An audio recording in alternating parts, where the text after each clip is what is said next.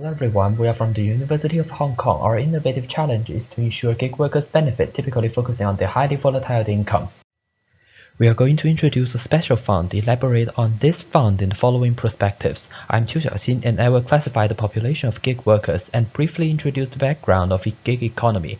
According to our logical flow, our group members Lyu Haoqi, Chen Difei, Shuai Hongyu, and Crosby will elaborate on various perspectives of this fund. So what people can we classify as gig workers? To benefit them in a proper way, we analyze some basic information. The PowerPoint shows the prosperity of gig economy in various industry and online basis. However, there are still some people could be classified as gig workers but work on a face-to-face basis that are hard to collect their statistics. Despite the volatility in income, they may have the following properties. As many people do not pay attention to the financial and insurance market without the aid of a legislated full-time contract, they may be isolated from the financial market. As they are exposing themselves into high risk without risk premium, they are in some sense economically irrational. Since the fundamental prerequisite of the economy is invalid to these people, a project implemented by the market may not work properly. We need some executive force to implement our fund. The executive classification of our target people should be the working-age population without a full-time labor contract or a valid studying certificate. It will include some of the people that are not gig workers but only part-time workers or unemployed. Our fund will still work as Lyu Haochen will explain in the next section. We now propose our innovation fund. The aim is to provide basic support for gig workers when unemployment occurs. Gig workers aged 20 to 65 are potential participants. The way to identify them is to sort out the population with MPF scheme, and then the rest will be either taking the employment benefit or joining the scheme.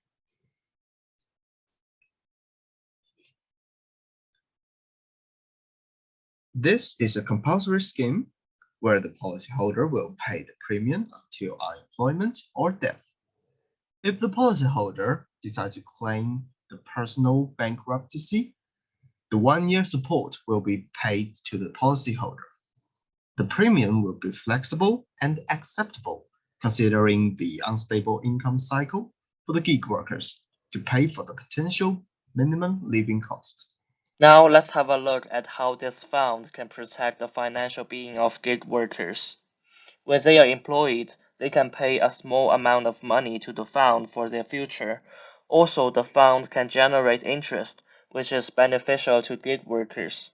Next, when they lose their current job and receive no income, it is possible that they will suffer from financial burden. At that time, they can receive benefits from the fund in order to satisfy their basic needs.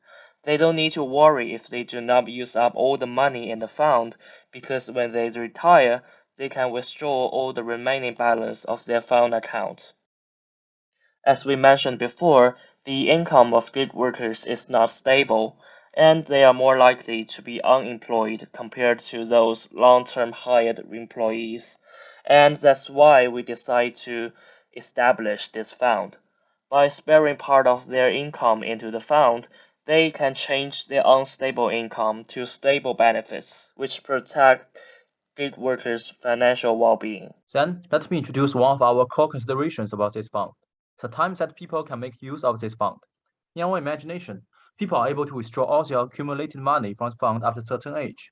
Also, when they have financial problems to support their life, this fund will also provide help. Let me talk about the first case. This is similar to the MPF in Hong Kong and superannuation in Australia.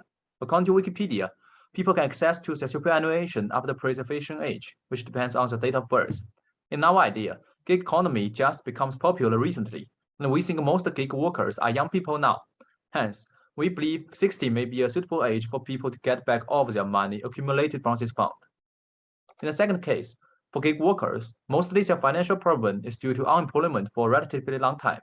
And when designing, they can apply for help for this fund after approval. However, we won't give them money directly. Instead, some forms of special cards or coupons will be given. My teammate will then explain the use of these cards and coupons and why we need to set these limitations. If the gig workers want to apply for help when meeting the difficulty, they can update the recent month's bank statements.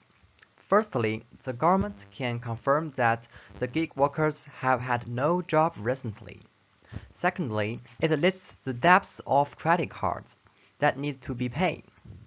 Then the government can use the money to pay the bill for the gig workers. When gig workers get the money can only be used for necessary consumption, like medical services, purchasing in supermarkets, eating in an ordinary restaurant, for example, McDonald's. There are three reasons for why we need the restrictions. The first reason is maximizing the profits. Since the magic of coupon interest, the longer they keep the money in the fund, the more they will get in the end. The second reason is avoiding withdrawing money casually. The restriction avoids the gig workers intending to withdraw the money at any time, since they can only use the money for necessary consumptions. The third reason is preparing for the accident. This fund is aimed to help the gig workers to get through the difficult time when they have no work for months. One of the risks of launching the policy is that the gig workers do not understand the benefit of the fund and refuse to join the program. The government can boost the participation rate by legislation and provide tax deductions to the companies that cooperate with the gig workers. To increase their incentive to investigate into the fund, we will provide a higher interest rate than other low-risk investments. Typically, the fund will major self-financing by making a low-risk investment. During the transition period, we can provide some extra benefit for those gig workers who will be the pioneer of the fund. We believe that there is a strong connection among those gig workers in this era. These pioneers will be our best promotion team to help us promote our fund's benefits to others. For risk migration, since we consider it as a welfare policy, we expect the government to invest money into the fund to support its running if there is a risk that many of them lose their job and need help from the fund. Finally, we believe promotion and education through social media can increase the public understanding of the fund. And this is the end of our presentation. Thank you.